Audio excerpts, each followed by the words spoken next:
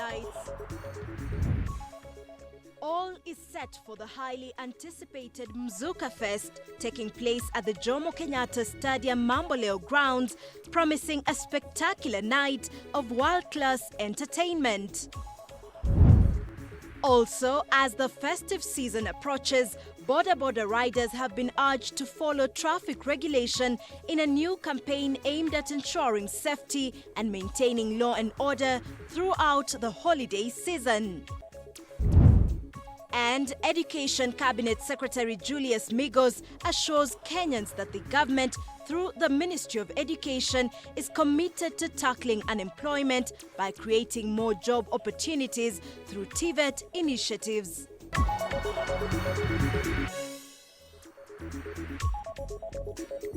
Thank you for joining. 30 minutes of this broadcast begins now. I am Sheila Chelangát. We begin where President William Ruto is leading the celebrations for the Kenya Navy 60th anniversary in an event taking place at the Mtongwe Naval Base in Mombasa, established on December 12, 1964. Exactly 1 year after Kenya gained independence, the Kenya Navy has since played a vital role in safeguarding the country's maritime territorial integrity. Honorable Amason Kingi, Cabinet Secretaries present, my colleagues, CS National Treasury, Honorable Mbadi, and CS Trade, Honorable Mvuria, Excellency Governors, and CS ICT, Honorable Nyambura, Excellency Governors present, the Governor of Mombasa, the Governor of Kwale County, Principal Secretaries, Members of Parliament present, both Senate and National Assembly, members of the Diplomatic Corps, the Chief of Defense Forces, General Kariri, Vice Chief of Defense Forces, service commanders, officers and service members, visiting general and senior officers, families and honored veterans, distinguished guests, ladies and gentlemen, good afternoon.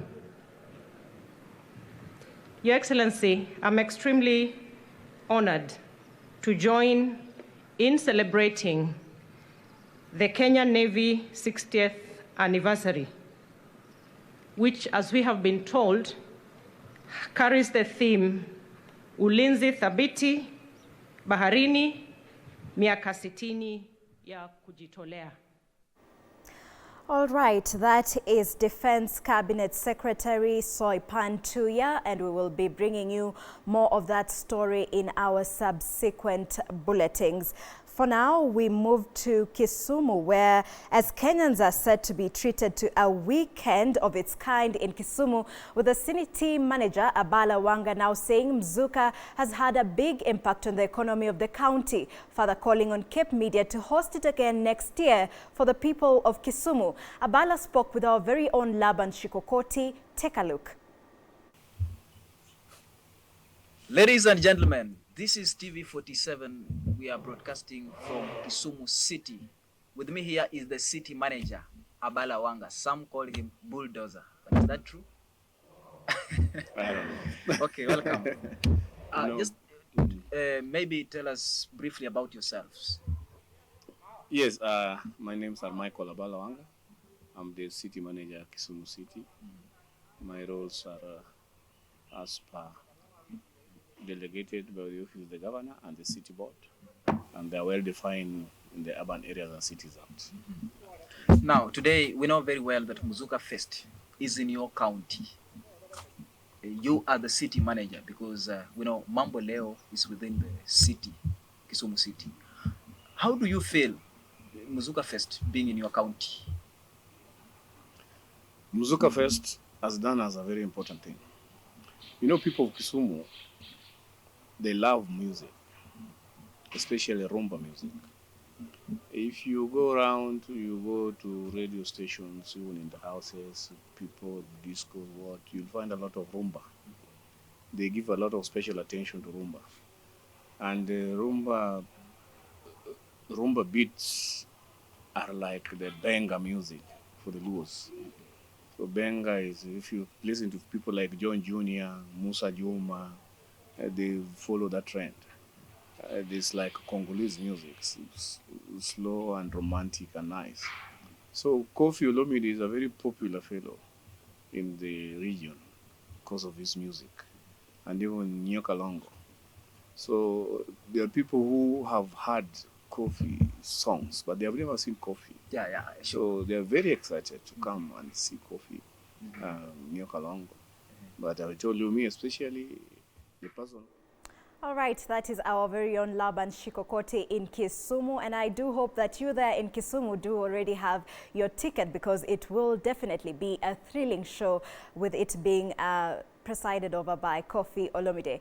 Moving on, the visiting president of Gambia, Adama Barrow, accompanied by Cabinet Secretary for Lands Alice Wahome, have toured the affordable housing projects at Mukuru kwa Ruben. The Mukuru kwa Ruben housing projects comprise of bed-sitters and one-bedroom unit. Phase 1 of bed-sitters are now complete. The visit comes few days after President Ruto said the same houses are now ready for occupation.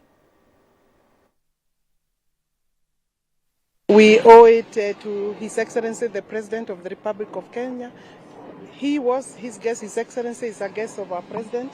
And I think because of the interest in the two countries in this area, we have now His Excellency President Barrow here. And I would just maybe allow the mic. This is his day. We are most grateful and very honored.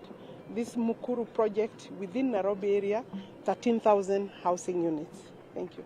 Karibu, Your Excellency. Yes, thank you very much, Honorable. It's a pleasure to be here. I will seize the opportunity, first of all, to thank my host, this is Mr. President, Dr. William Ruto, for inviting me to be his guest of honor for the first time. And the most interesting part of it, the geographical locations are far apart.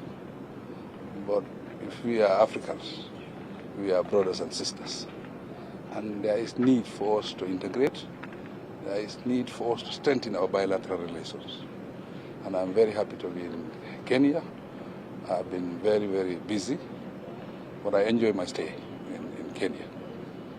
I came here because I have interest to know what is happening in other part of the world, especially Kenya. And Kenya, they have a lot of capacity. No doubt we are very impressed with what we have seen. With this housing, I think it's a very important project. Because if you are elected as a president, it's a social contract. Every voter has something in his or her mind. The moment he voted for you, the contract is signed. That contract is to provide social projects. And this is a project. It's a big, big one. All right, moving away from that, and as the festive season draws near, border riders have been cautioned to uphold traffic rules in a campaign to maintain law and order during the festive season. With the help of the National Transport and Safety Authority, community policing and well-wishers, the Digital Border Riders and Deliveries Association, together with online taxi platforms, have started a campaign to sensitize all registered border riders to embrace safety measures and standards during the peak of the season. Umbrella something more.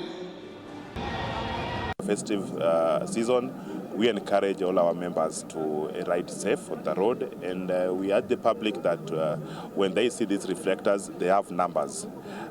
All riders have identification, and we want to differentiate between genuine business people in this industry and the crooks and thugs who use motorbikes to steal, and then the general public view anybody on the bike as if they are thugs. So we want to say these are genuine business, and that's why genuine partners are coming in so that we can make the industry safe, and we have to sanitize everything. Space Taxi has introduced a new model that is new in ride hailing.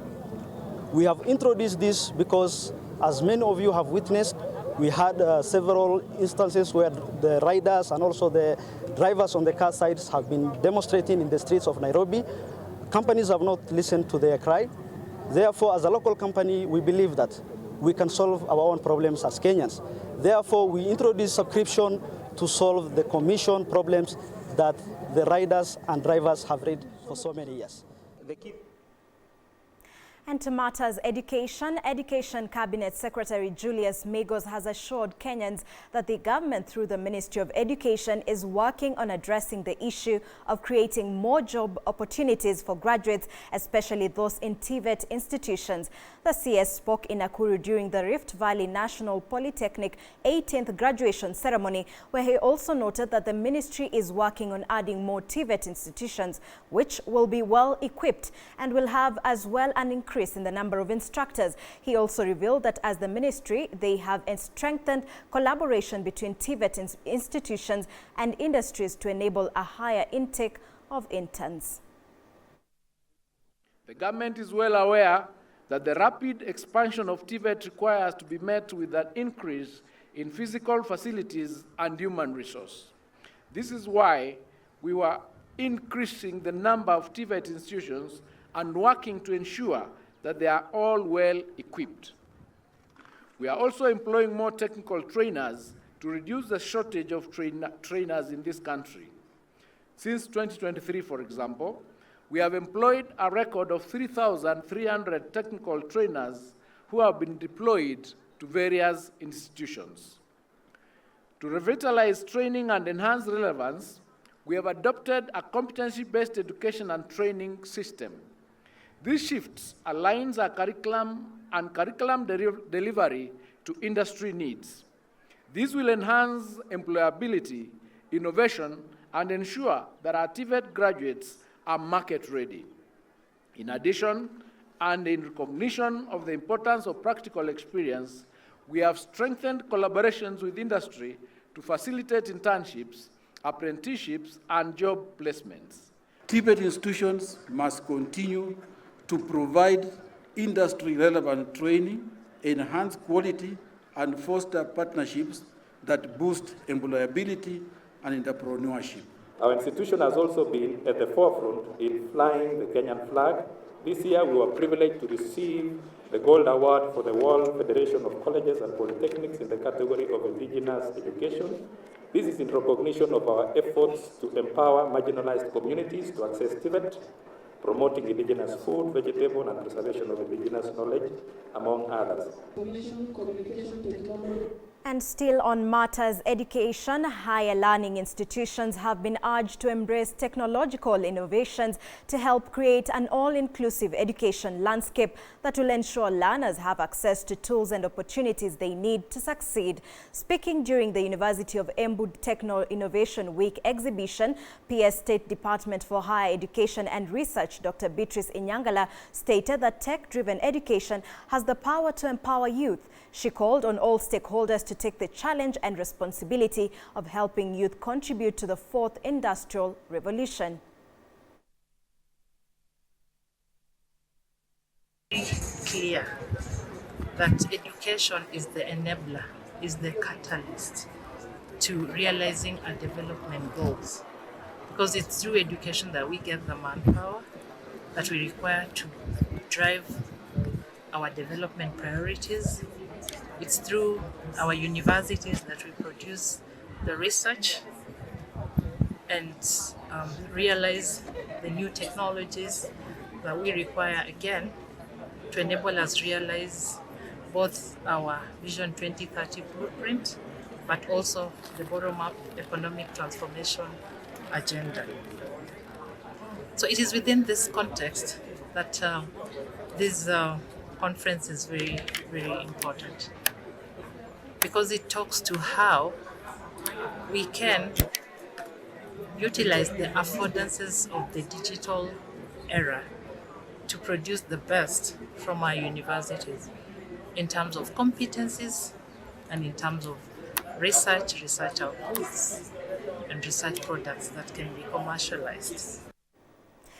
And a call has been made for business leaders to enter parliament to help shape policies that drive long-term economic growth in the country.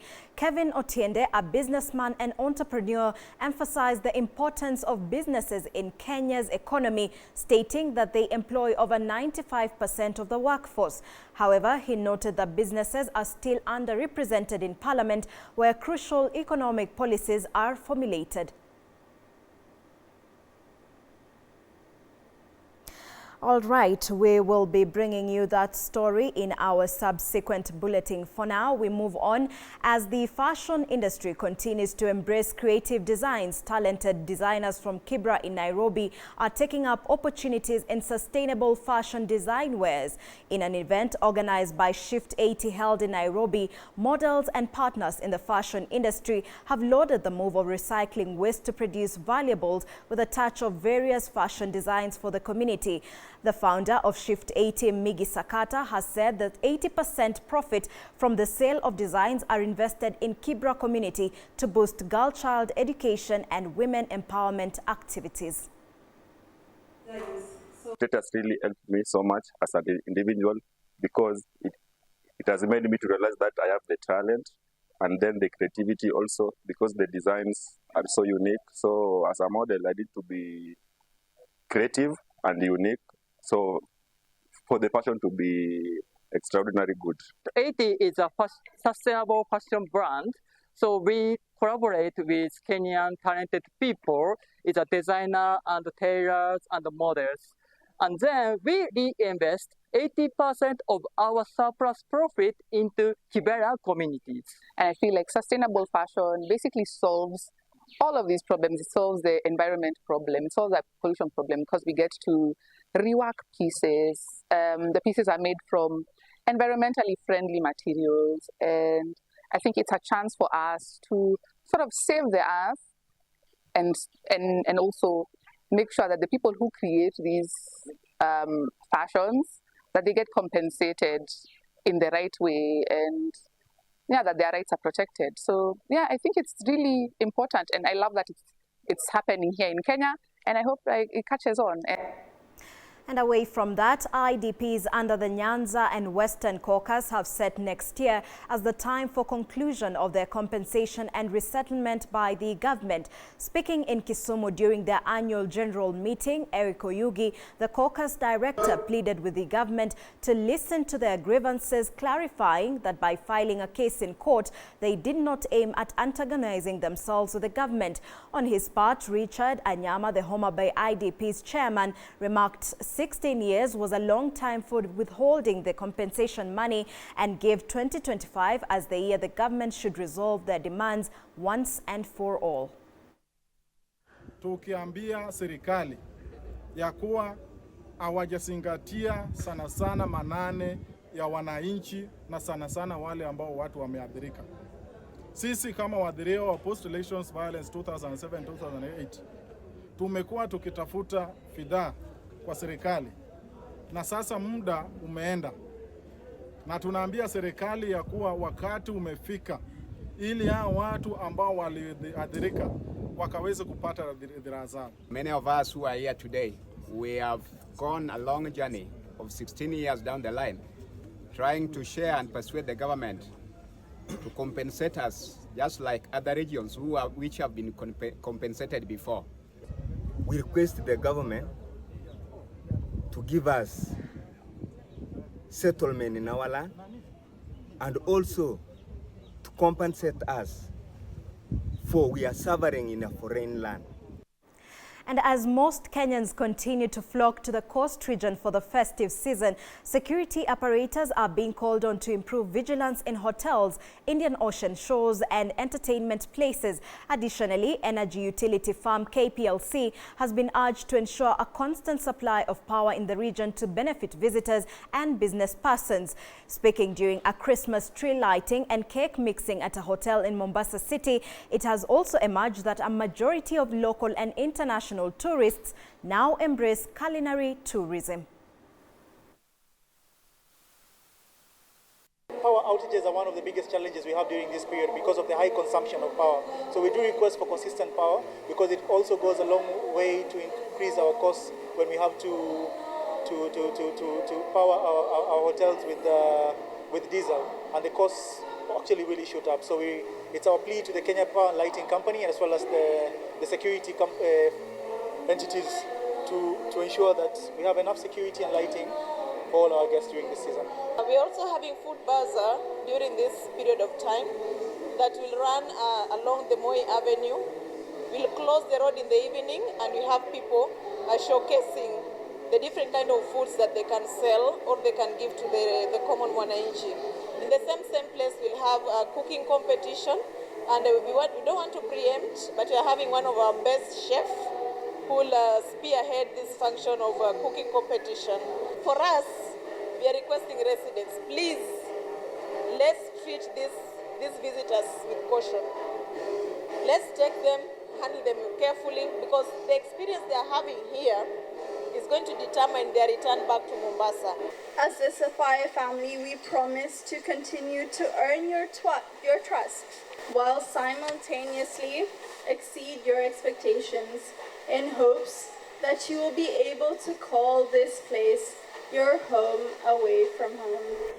And the Gedi National Monument has been unveiled as Kenya's 8th UNESCO World Heritage Site at the National Museums of Kenya in Nairobi. The ceremony was graced by President William Ruto and the Prime Cabinet Secretary Musalia Mudavadi. Speaking during the ceremony, Mudavadi noted that the success and impact of the listed Kenyan heritage sites on the UNESCO World Heritage List is a clear testimony of the opportunities the government has opened up for Kenya, the National Museums of Kenya fraternity, and the heritage conservation community at large.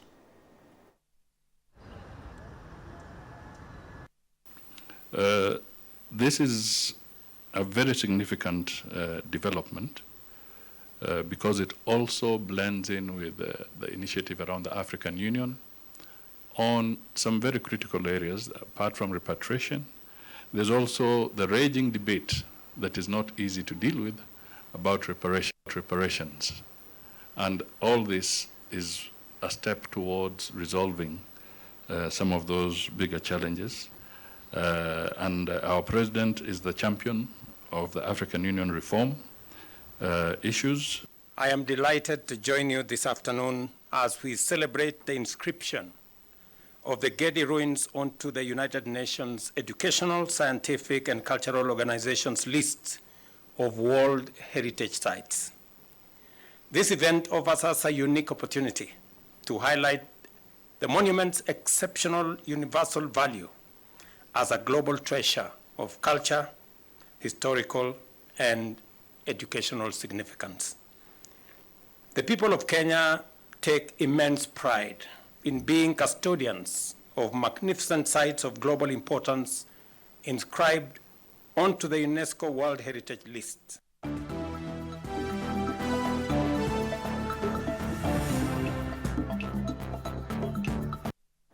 All right, let's get sporty. It is day 2 of the Kipchumba Karori International Volleyball Tournament being held at the Eldoret National Polytechnic.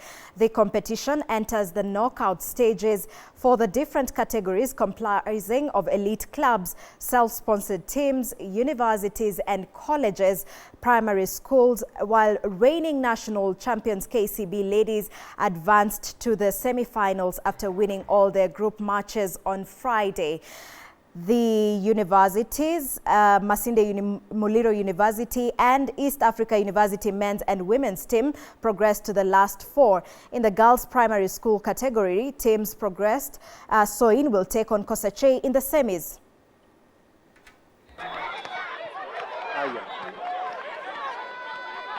Our program on Sunday, starting at 9 with number 3 position, then at 11 a.m. we'll have the finals for the women. We will have culture and entertainment and speeches before the finals at 3. This year we have 2 teams, KBC A and B, competing, and what we are looking forward is really to see development of talent in this tournament and seeing young players rising up, becoming competitive, and seeing an interaction between the young players and the senior players. We've been able to give the prize money, which is all culminating to 2.4 million, and this will come to the different streaks of winnings, from the leading team to the best strikers, the best spikers.